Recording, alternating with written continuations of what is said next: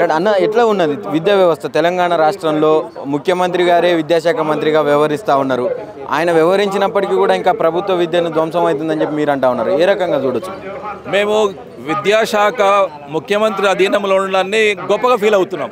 ఎందుకంటే ఏ మధ్యవర్తి లేకుండా ప్రభుత్వానికి విద్యారంగానికి మధ్యలో వారధి ఏమీ లేకుండా ముఖ్యమంత్రి చూసే అవకాశాలు ఉన్నప్పటికీ ప్రభుత్వ స్కూల్స్ పైన కానీ ప్రభుత్వ విద్యారంగంలో ఉండాల్సిన పర్యవేక్షక పోస్టులైన డిప్యూటీ ఇన్స్పెక్టర్స్ ఆఫ్ స్కూల్స్ కానీ మండల్ ఎడ్యుకేషన్ ఆఫీసర్స్ కానీ డిఈఓలు కానీ డిప్యూటీఓలు కానీ ఈ పోస్టుల్లో 90% పోస్టులకు పైగా ఖాళీలు ఉంటే ముఖ్యమంత్రి గారు పట్టించుకోవాలి కదా. మన స్టేట్ ఏర్పడి 15 ఏళ్ళు అవుతుంది, 11 సంవత్సరాలు అవుతుంది. ఇప్పుడు 33 జిల్లాలకి 33 డిఓలు ఉండాలి కదా. 33 జిల్లాలకి డిఎస్పీలు వచ్చారు, కలెక్టర్లు వచ్చారు, అన్ని రకాల అధికార యంత్రాంగం వచ్చింది. కానీ విద్యాశాఖ పర్యవేక్షణకు సంబంధించి 33 ఫుల్ అంటే శాంక్షన్డ్ పోస్టులు డిఓ పోస్టులు లేకుండా కేవలం 2 మాత్రమే అంటే శాంక్షన్డ్ పోస్టుల్లో పనిచేస్తున్న డిఓలు ఉన్నారు. మిగతా 31 జిల్లాల్లో కూడా ఎఫ్ఎస్ఎల్గా పనిచేస్తున్న కింది స్థాయి అధికారులు పనిచేస్తూ ఉన్నారు. దీని ద్వారా పర్యవేక్షణ అనేది పూర్తిగా కుంటుపడిపోయింది.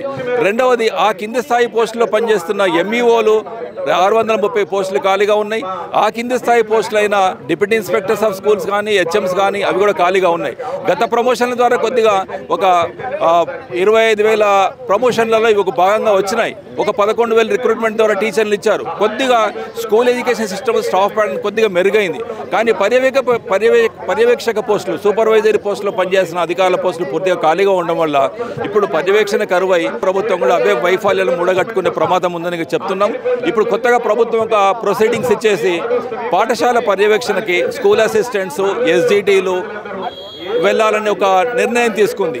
నేను ఒక సబ్జెక్ట్ టీచర్గా 4 స్కూళ్ళను విజిట్ చేసిన నా సబ్జెక్ట్ ఎవరు చెప్పాలి? ఇప్పుడే నా ప్లేస్లో ఉన్న ఒక స్కూల్ అసిస్టెంట్ హై స్కూల్లో బోధన చేయాల్సిన టీచరు ఎంఈఓ పోస్టుల్లోనో లేకుంటే హెచ్ఎం ఇన్ఛార్జ్గానో పనిచేస్తూ రకరకాల పోస్టుల్లో పనిచేస్తూ ఉన్నాడు. చివరికి ఎవరు నష్టపోతున్నారంటే మా స్కూళ్ళలో చదువుతున్నా మీరు ప్రభుత్వ స్కూళ్ళకి విద్యార్థులను అట్రాక్ట్ చేయట్లే అంటారు. ఏ విధంగా అట్రాక్ట్ చేయాలి? నేను పనిచేసే సబ్జెక్ట్ టీచర్ని హెచ్ఎంగా పనిచేస్తున్నా, సబ్జెక్ట్ బోధనలో నేను కొంత వెనుకబడతాను కాబట్టి విద్యా నష్టం జరుగుతుంది. తద్వారా ప్రభుత్వ స్కూల్స్ బ్లేమ్ అవుతాయి.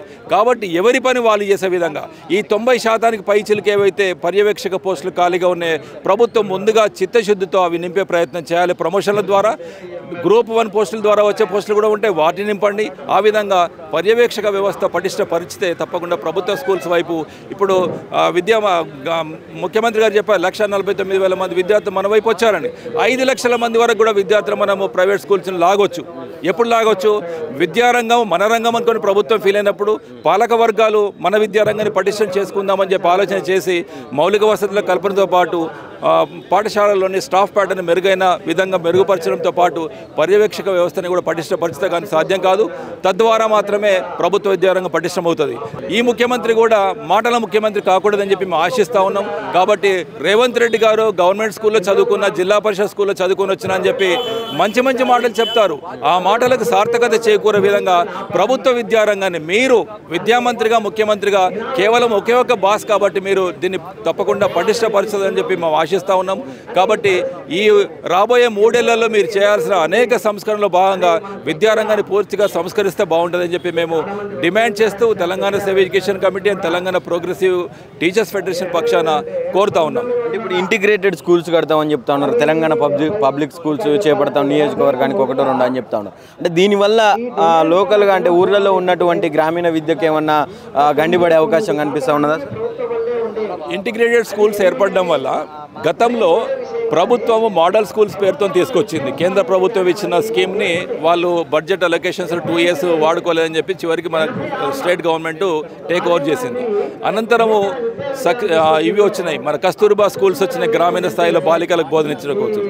తర్వాత ఉన్న సోషల్ వెల్ఫేర్ రెసిడెన్షియల్ స్కూల్స్ని కులాల వారీగా ST welfare minority welfare schools పేరుతోని కులాల వారీగా మతాల వారీగా స్కూల్స్ విడగొట్టిన తర్వాత మన సాంప్రదాయక పంచాయతీరాజ్ ప్రభుత్వ స్కూల్స్లో చదువుకున్న విద్యార్థులందరూ కూడా ఎంట్రన్స్ల ద్వారా సక్సెస్ పొంది ఆ స్కూల్స్కి వెళ్ళారు.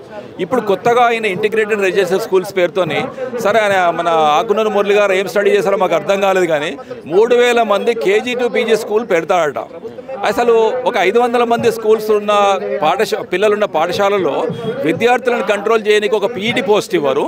అదనంగా ఒక సబ్జెక్ట్ టీచర్ ఉన్నాడు, హెచ్ఎంఏ కాగితాల పని చేసుకోవాలి, పైనుంచి వచ్చే రిపోర్ట్స్ అని సబ్మిట్ చేయాలి, పొద్దున పూట పావు గంట అర్ధ గంట పాటు ఎఫ్ఆర్ఎస్ తీయాలి, రిపోర్ట్ సబ్మిట్ చేయాలి, మిడ్ డే మీల్స్ పప్పు వచ్చిందా ఉప్పు వచ్చిందా ఆకుకూరలు ఏమొచ్చా రాసి పంపాలి, ఈ రాసి పంపనీకి టీచర్లే పంపాలి, ఇక డిసిప్లిన్ పరంగా టీచర్లే చూసుకోవాలి, అటెండెన్స్ టీచర్లే వేయాలి, చదువు టీచర్లే చెప్పాలి, సీనియర్ నేనో సారో సీనియర్ అయితే హెచ్ఎం పని చేసుకోవాలి, మీటింగ్లకు వెళ్ళాలి, ఇవన్నీ పనులు ఉన్నప్పుడు స్కూల్స్ తప్పకుండా నష్టపోతాయి కదా.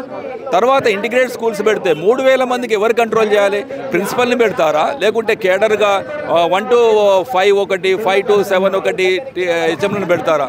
సో ఇది అసాధ్యమైన విషయం. అంటే ఉపన్యాసాలు ఇవ్వడము ఇంప్రాక్టికల్, అది అంటే ప్రాక్టికల్గా క్షేత్రస్థాయిలో పనిచేస్తున్న టీచర్ల ఒపీనియన్స్ తీసుకోకుండా లేదా ఉపాధ్యాయ సంఘాలుగా తెలంగాణ ప్రోగ్రెసివ్ టీచర్స్ ఫెడరేషన్గా మేము మిగతా 2-3 ఉపాధ్యాయ సంఘాలు మా అభిప్రాయాలని డాక్యుమెంటెడ్గా దాదాపు 5-6 పేజీలు ఇచ్చాము, 2.5 గంటలు ఆకునూరి మురళితో మాట్లాడినాము. అయినప్పటికీ ఆయన ప్రభుత్వం ఏదైతే మనసులో ఉందో వాళ్ళ మనసులో ఉన్నదాన్ని మాత్రమే అమలు చేసే ప్రయత్నం చేస్తున్నాడు, కానీ క్షేత్రీయ స్థాయిలో ఉన్న సమస్యలను పరిగణలోకి ఏమాత్రం తీసుకోవట్లేదు. సరే ఇంగ్లీష్ మీడియం అన్నారు, ప్రవేశపెట్టారు, ఎంతో కొంత మనకు ఫీడింగ్ వచ్చింది, కానీ పూర్తిగా తెలుగు మీడియం స్కూల్స్ పొందబెడుతున్నాం కదా. ఇప్పుడు ప్రపంచవ్యాప్తంగా మాతృభాష పైన మక్కువ పెరుగుతూ ఉంటే బ్రెజిల్ వెళ్తే బ్రెజిల్ మాట్లాడాలి, ఫ్రెంచ్ వెళ్తే ఫ్రాన్స్ వెళ్తే ఫ్రెంచ్ మాట్లాడాలి, జర్మనీ వెళ్తే జర్మన్ మాట్లాడాలి, ఎక్కడికి వెళ్ళినా దేశ భాష మాట్లాడే మనము మన రాష్ట్రంలో ఇంగ్లీష్ నేర్చుకొని ప్రపంచవ్యాప్తంగా తిరుగుదామంటే ఆ ఇంగ్లీష్ మాట్లాడేది జర్మన్లో పనికి వస్తలేదు కదా, ఫ్రాన్స్లో పనికిరాదు కదా. థాయిలాండ్కి పోతున్నారు కొంతమంది మిత్రులు, అక్కడ థాయిలాండ్ వాళ్ళు ఇంగ్లీష్ రాదు వాళ్ళకి, మళ్ళీ థాయిలో మాట్లాడాలి. సో ఇవన్నీ కూడా గూగుల్ ప్లే స్టోర్లో వచ్చే ట్రాన్స్లేషన్ యాప్ ద్వారా మాట్లాడడం అనేది సరికాదు. అందుకే మన భాషలో మనం మాట్లాడుకునే తెలుగు మీడియం స్కూల్స్ కూడా రక్షించే క్రమంలో ఆకునూరి మురళి లాంటి వాళ్ళు కానీ ప్రభుత్వం కూడా అంటే తెలుగు మీడియం స్కూల్స్లో చదువుకొని వచ్చిన మా రేవంత్ రెడ్డి గారు తెలుగు మీడియం స్కూల్స్ని ఏ విధంగా నష్టపోకుండా చేయాలి, ప్రభుత్వ విధానాన్ని పటిష్టపరచాలంటే మాతృభాషలో బోధన కూడా మనం డిస్కరేజ్ చేయకూడదు. చదువుకున్న వాళ్ళు చదువుకొనిద్దాము, ఎందుకంటే ఇంగ్లీష్ మీడియంలో చదువుకున్న విద్యార్థి అటు ఇంగ్లీష్ రావట్లేదు, తెలుగు రావట్లేదు. కాబట్టి ఈ ఆలోచన అంతా కూడా సమగ్రంగా డిబేట్ చేసి అమల్లోకి తీసుకురావాలి. కానీ ప్రభుత్వము లోపాయకారిగా అంటే ఐఏఎస్ ఐపీఎస్ లెవెల్లో పనిచేస్తున్న వాళ్ళు కార్పొరేటు అండ్ ప్రైవేట్ విద్యారంగానికి సపోర్ట్ చేసే విధంగా ఏవైతే స్కూల్స్ పెడుతున్నారో వాళ్లకు ఇన్పుట్స్ వచ్చే విధంగా ఇంగ్లీష్ మీడియంను ప్రవేశపెట్టడం అనేది సరికాదు. కాబట్టి ఉపాధ్యాయ విద్యార్థి సంఘాలు ఇచ్చిన ప్రపోజల్స్ని అమల్లోకి తీసుకొచ్చే విధంగానే తెలంగాణ ఎడ్యుకేషన్ కమిటీ కానీ తెలంగాణ ప్రభుత్వం కానీ ఆ చిత్తశుద్ధితో పనిచేస్తూ విద్యారంగాన్ని బలోపేతం చేసే విధంగా వేకెన్సీ పోస్టులన్నీ కూడా పర్యవేక్షక పోస్టులు ఏవైతే ఖాళీగా ఉన్నాయో నింపి తర్వాత విద్యారంగానికి 20% కొటారి చెప్పినట్టుగా కేటాయింపులు చేయాల్సిన అవసరం ఉందనే విషయాన్ని మేము సీరియస్గా డిమాండ్ చేస్తూ ఉన్నాం. మీరేం చెప్తారు బ్రదర్, ఒక విద్యా వ్యవస్థ మీద ప్రభుత్వం వ్యవహరిస్తున్నటువంటి తీరు మీద మీ అభిప్రాయం? ప్రభుత్వ స్కూళ్ళని ఇంకా బలోపేతం చేయాలి. గవర్నమెంట్ కొన్ని మనకి అవసరమైన మౌలిక సదుపాయాలు కల్పిస్తూ ఉంది, అయితే ఇంకొంచెం ఎక్కువగా కల్పిస్తే మౌలిక అవకాశాలు ఉంటే బాగుంటుంది. తెలుగు మీడియము ఇంగ్లీష్ మీడియం రెండు ప్రతి స్కూల్లో ఉంటే కనుక విద్యార్థికి ఉపయోగకరంగా ఉంటుందని నా భావన సార్.